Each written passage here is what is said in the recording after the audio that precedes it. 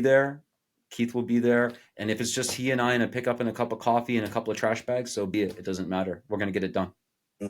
I got the place where you have to take the trash to, a couple my truck and one other truck, and I don't know. Well, like I said, you never know unless you try. Yeah. There's so No, many and of those it's things great. here.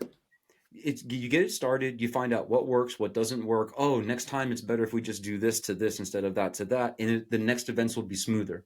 And so it doesn't matter. I think And it I has to do start know, I somewhere. recognize other people are trying to do some of this. I know Endeavor had a cleanup. Hmm. Somebody else had one. Midland's, their Make Midland Beautiful Association is doing a little bit more. Uh, I did talk to the city manager of Odessa. They're doing some events, but they're not doing as many cleanups. So it's going to be, I don't know. I hope to make some kind of dent, tiny dent if it is. So I don't know. I think it's a good cause.